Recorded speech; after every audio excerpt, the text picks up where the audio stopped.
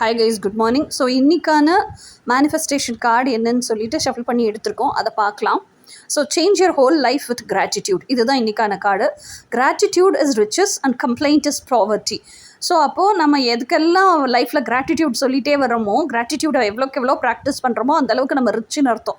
எந்த அளவுக்கு எல்லா விஷயத்துலையும் கம்ப்ளைண்ட் பண்ணிக்கிட்டே இருக்கோம், ப்ளேம் பண்ணிக்கிட்டே இருக்கோமோ அந்தளவுக்கு நம்ம பாவர்ட்டியில் இருக்கோம்னு அர்த்தம் மைண்ட் செட்டில். This is the golden rule of your whole life, whether it's your health, job, relationship or money. So அப்போ எந்த விஷயத்துலலாம் நீங்கள் கிராட்டிடியூடோடு இருக்கீங்களோ அந்த விஷயம்லாம் ரிச்சஸாக இருக்குல்ல. ஸோ அப்போ உங்களோட கோல்டன் ரூலே இதுதான் வாழ்க்கையில்.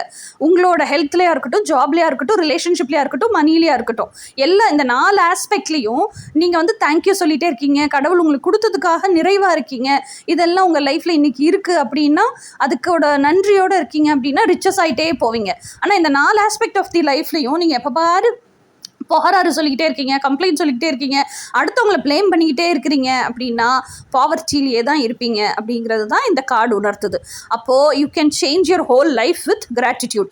உங்களுக்கு கடவுள் கொடுத்த விஷயங்களுக்கெல்லாம் எப்போ நீங்கள் நன்றி மனப்பான்மையோடு இருக்கீங்களோ, நிறை மனதோடு இருக்கீங்களோ, கடவுளுக்கும் பிரபஞ்சத்துக்கும் நன்றி சொல்கிறீங்களோ அதை கொடுத்ததுக்காக, அப்புறம் அதை கொடுத்தது சில மனிதர்களையும் சூழ்நிலைகளையும் போட்டு தானே கொடுத்துருப்பாங்க, அந்த மனிதர்களுக்கும் சூழ்நிலைக்கும் நன்றி சொல்கிறீங்களோ அப்போ வாழ்க்கை